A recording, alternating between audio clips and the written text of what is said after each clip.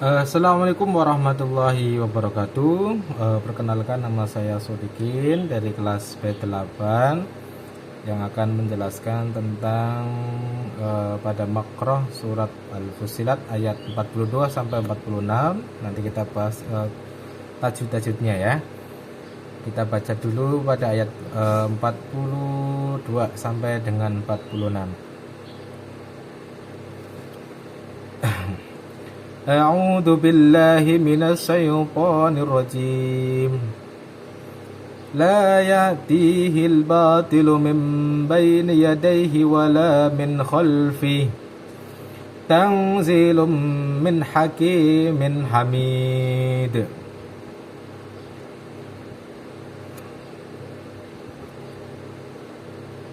ما يقال لك إلا ما قد قيل للرسل من قبلك إن ربك لذو مغفرة وذو عقاب أليم.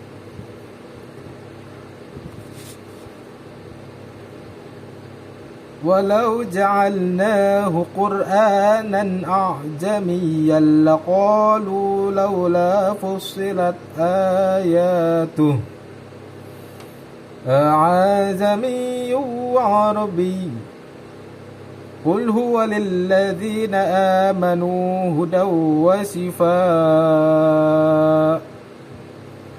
والذين لا يؤمنون في آذانهم وقر وهو عليهم عمى أولئك ينادون من مكان بعيد.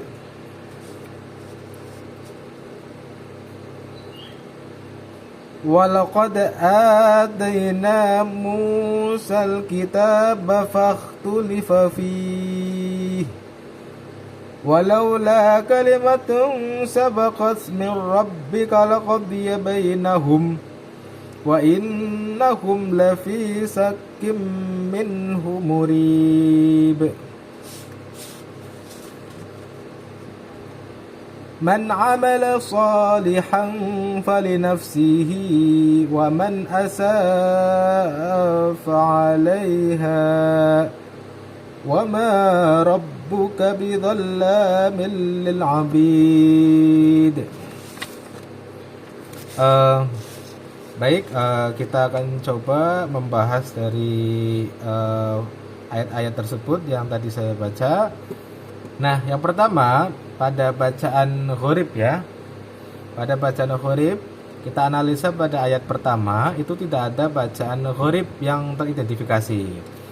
Adapun pada ayat yang kedua itu terdapat bacaan ghorib, yaitu pada kalimat alimin ya, di mana terdapat imalah yang pada huruf alif setelah lam. Nah, imalah adalah bacaan antara fathah dan kasrah. Nah, pada ayat ketiga ini juga terdapat bacaan ghorib, yaitu pada lafaz ajamiyu terdapat taswil atau meringankan pada hamzah kedua. Cara membacanya adalah dengan memudahkan pengucapkan hamzah kedua antara hamzah dan alif. Nah, pada ayat keempat dan kelima ini tidak ada bacaan ghorib. Nah, kemudian perlu diingat bahwa bacaan ghorib ini merupakan bagian dari ilmu tajwid yang lebih kompleks dan terkadang ada perbedaan pendapat di antara para ulama qiraat.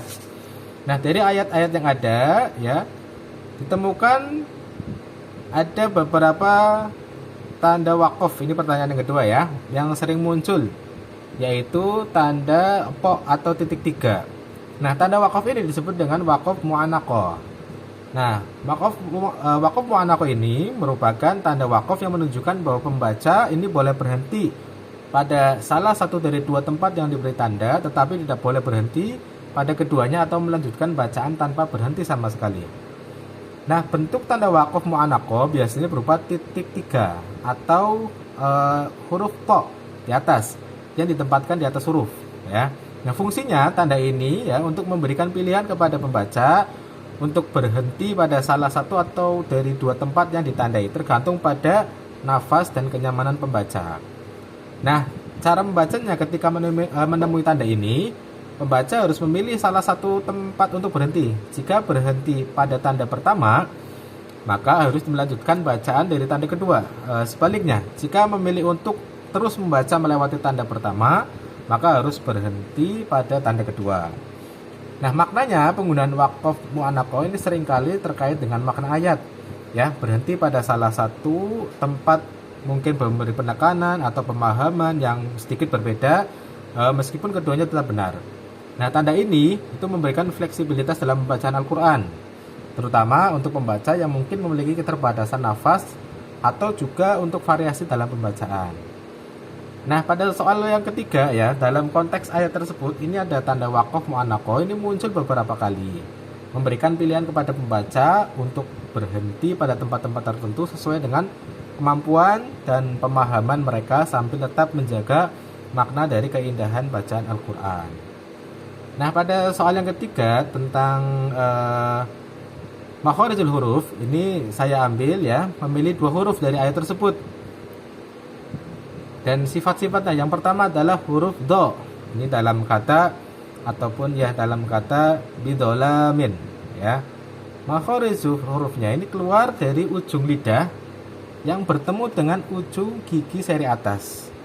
Nah, sifat huruf ini adalah jahar atau bersuara, kemudian rukhwah longgar, isti'la atau terangkat, kemudian itbaq atau tertutup ya. Kemudian ismat atau berat diucapkan. Nah, kemudian yang kedua pada huruf shad. Ini dalam kata solihan ya.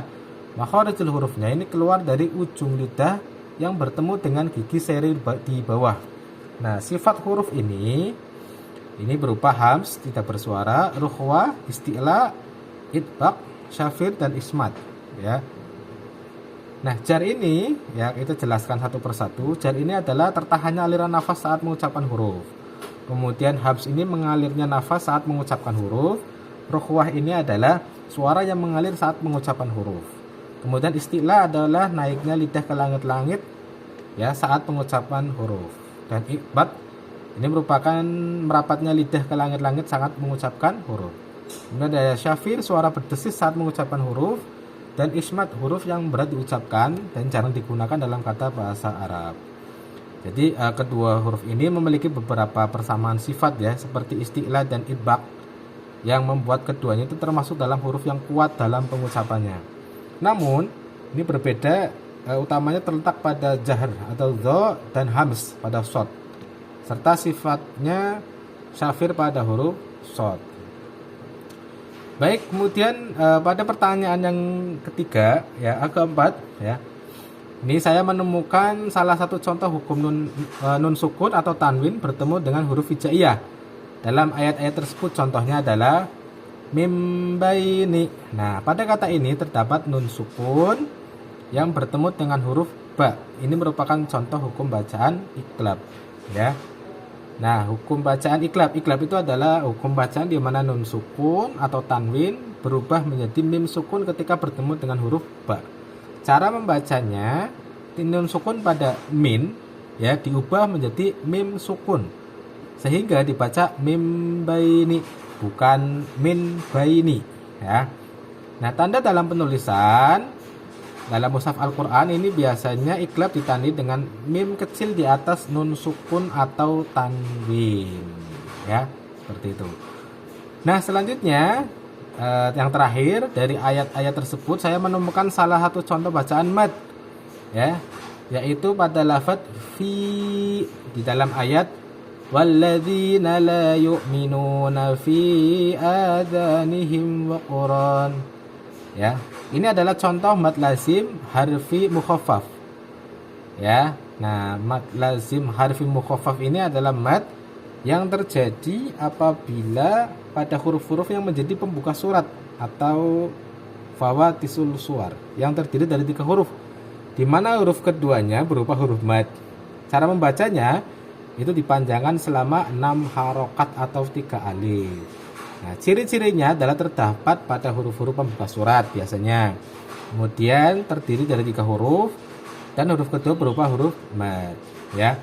Penerapan dalam lafaz fi, huruf ya itu dipanjangkan karena merupakan huruf mad ya sukun didahului dengan kasroh.